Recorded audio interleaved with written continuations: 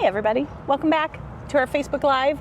This is Deb. She is from the Zepf Center. Deb, you want to introduce yourself? Sure. Good morning. Deb Flores. I'm the CEO of the Zepf Center. Awesome. So this is just our conversation on a bench. I like it. A bench kind of helps people remember that we're talking about homelessness and what that means and the symbol of it and that kind of thing. So what kind of questions do you want to talk about today? We can talk about anything that interests you. Oh, cool. I am a licensed social worker in the state of Ohio, so I have worked in this capacity for my entire career. Yeah. And I was thinking about some of your questions and thoughts about how do we as a community support one another? Yeah, and I love that question. Oftentimes people want to do their own thing, but the collaboration and the partnership that we have it's important. Oh yeah. And it's the way to make our community stronger. Yeah. Don't you think the collaboration is the only way that we are going to tackle homelessness? I think it's the only way we're going to tackle a lot of different things, especially homelessness. Sure. Yeah. You know, I did this work, like community work, as an outreach worker in the 80s. And what I said is, fast forward to when I came back to behavioral health, 2014. I said, what's different? The medications are better. There's not as many side effects that people... Which is awesome. Yeah. We really focus on whole health, not just mental health. And we used to pass out a lot of cigarettes back in the day. And so now the whole health that's so fascinating. is super important. What I said I don't see enough improvement is the extreme poverty that our clients live in and housing. Yeah. Talk about the housing situation, because you see that all the time. I mean, from the safety net situation to the individuals that you're treating at the Zepf Center. Sure. Like, what is your experience about housing in the Toledo region? Plus, what do you see in general? I feel like the housing spectrum has always been a challenge for whether it's a young couple starting early in their career to an aging parent to someone who might have multiple barriers to housing. And when I was in charge of child support, there was a project that was out of Chicago, and they did some research and they found the number one reason veterans were homeless was because of child support debt in arrears. Oh, wow. So they came up with a program to help people move past that. And there was a mom, the one case study was, if he just called my daughter once a month, I will forgive all his child support debt. So the Veteran Affairs area made sure he made that monthly call. Wow. And so we've seen public policy come from very punitive to so relaxed. You know, we keep watching it go back and forth. Pendulum swing. Yeah, I feel like it's really hard for us executives to move that quick. Oh, yeah. You know, I lost $800,000 a year ago in funding that supported our recovery housing. Oh my gosh. In one month. And they said, well, you should be happy you got $1 million. And I said, well, yes, I'm happy, but we got 1.8 million. Right, that's half of what you had before. Right. So it's hard for us to pivot that quick. Were you able to maintain the same level of services with that much less dollars, or did you have to cut services? We find ways. Okay. And it ends up, so if we don't give a hot breakfast, do they end up somewhere else? Maybe in your kitchen. Yeah, so You're really just... You're just pushing people to other agencies. Yes. Yeah. That's what happens. Yep. That's the same thing that we're seeing all the time. You know, for Cherry Street, we don't rely on much government funding at all. Only about 10% of our budget is government funding. But because everyone else in the circle of our partners do, then that's what we're immediately seeing is we just see an increased influx of people needing those services. Very true. So recently we had a street outreach program that expired September 30th. And my staff said to me, we still have 8 to 10 kids that are transitional age that might not feel ready to come here. So they still come, and they said, is that okay? They're still doing laundry with us. They're taking a shower. They're eating and using our computer. And I said, it's fine. Yeah. The doors are still open. Yeah. Yeah. Oh my gosh. Yeah.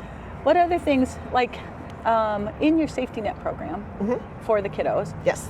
What kind of things are you experiencing there? I know the very young and the very old are the highest growing numbers of people experiencing homelessness. I think in the youth runaway shelter, this really came from a request from Judge Cubbin. The other shelter that existed closed, and in 2016 she said, will you guys take this on? And so we said, if we have partnership, because the federal money is not enough. And so we have partnered with everything from Lucas County Children's Services to juvenile court to the county commissioners, job and family services and whatnot to paste together the funding. And so what we see is everything from right now we have someone who the parents are homeless, so the daughter is with us. Yeah. We have another young man who identified as gay, and his mom said, you're not coming home. Oh, okay. So we see that. We had a young man who was from Cuyahoga County in care here who left and just showed up and rang our bell and presented and said, I'm not going back to that foster home. Okay. So we have... and probably for good reason. Yes. We have had young women that have been trafficked that are not originally from our community. So we really do see everything. Yeah. We also see violence. People escaping domestic violence? Young people in the shelter who aren't able to control their emotions, their behaviors, and so we have had violence in the shelter. Yeah, yeah. And what do you guys do about that? Well, we are a trauma-informed organization. We're certified by the Sanctuary Institute, and really... Before you go on, you want to explain what trauma-informed means? Sure. So, trauma-informed means that we don't say to someone, what's wrong with you? We say, what happened to you? Yeah, and I love we use commitments to... Man, couldn't everybody learn how to do that, right? Like, instead of saying, like, what is wrong with you? Or what is wrong with them?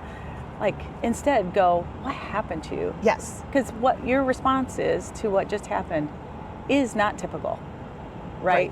So something happened to create that over response. Correct. And so all of our staff are trauma-informed, trained. Every single person. It's almost 40 hours of training, and then we do boosters and whatnot. And we also use CPI, which is the de-escalation. We don't want to go straight to, we're a non-restraint facility, so we're not tackling kids and we're not going to hold them against their will. And so just really utilizing those clinical skills to de-escalate things. I would take any one of my clinicians into a bank robbery and be able to get the person to put diffuse. Yeah. So that's awesome. Yeah, it's challenging though, and I think that the staff have compassion and understand that it's not just someone in here who wants to destroy our property or seeking attention type of thing. Right. Oftentimes we talk about at Cherry Street when somebody is exhibiting behavior that's unacceptable, right? Like, you don't know what you don't know. Correct. Right. So for an individual, you've got kids, minors. I've got adults, all ages of all the adults. If that's the environment you have lived in your whole life, that's how you respond. Correct. That is. You don't even imagine that there is another way to respond, right? And we see it in adults as well, because we are the crisis provider in our community, and we have a 16-bed unit for adults, and we have an 8-bed unit now for kids, which is separate than safety net. Wow, I love that. Deb. You'll have to come over. I will. Okay. I will. And so there are times where people will present in the lobby, and they may not have thoughts of suicide or homicidal thoughts, but they want a safe place to sleep. Yeah. And it is, we have to go through a process of screening them and connecting to resources that they may not want to follow up with. Yeah. We see that often too. Even if it's our own agency, they don't want to go to our other facility. They want to stay in a certain area. Right. They're looking for a safety net. And they know that they're going to be treated well. Yeah, absolutely. Respect. Yes. How is it that you think all of us in this realm could work better together? I think it is the only way we're going to make a dent in homelessness and poverty and mental illness is through collaboration. How can we do better?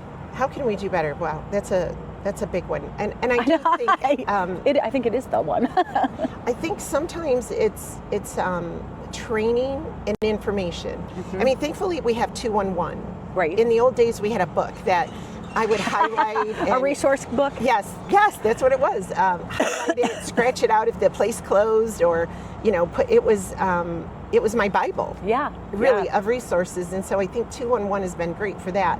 But not every employee at every organization knows every resource available. That's correct. And so, how do we continue to partner in ways that the frontline people really get the information? Yeah. Because if you come in the front door and you're not from Toledo, you might not. If you come into Zepf, you might not know about Cherry Street. Oh, for sure. Absolutely. And so, I think collaboration is so many different levels. And how do we give our staff those opportunities? I have 450 people. And I have, at any given night, I say we have over 200 people that stay the night. From the runaway shelter to the crisis stabilization units, we have group homes, apartment complexes, and sober living. And so you have to ensure that the staff working second and third shift also know absolutely. what's available. So I think these conversations are important, collaboration, and ensuring that we're all kind of moving in the same direction. That's what I think too, is just keeping everybody at the table, right? Keeping everybody at the community table. The continuum of care is vital. It's real, right? And it can either look like A, B, C, D, healthy, right? Like there's this linear pathway that makes it very observable and easy, or it can look like A, 4, yellow, orange, back 2 steps. That's how I frequently think our guests or our clients experience that care provision. And so continuing to have those conversations, straightening out that line, making it observable is I love crucial. that. And I think the continuum, it's hard for my staff they want to be all things to all people. Yeah, none of us can do that. None of us can do that. So you have employment training programs, we have some resources for that, and we can't do it all. And especially with budgetary issues all across the U.S. I belong to a group of CEOs, and everyone is having the same conversation. How do we care for people who have no reimbursement available to them? That's exactly especially in our workforce development. Yes. If that person comes in with no money to access for tuition, how do we get them training? Because they're 16 weeks away from having a livable wage job. That's it, 16 weeks. Certainly there's got to be funding. And then how do you go find it? And starting with the basics, so I was leading welfare reform in Lucas County back in the day.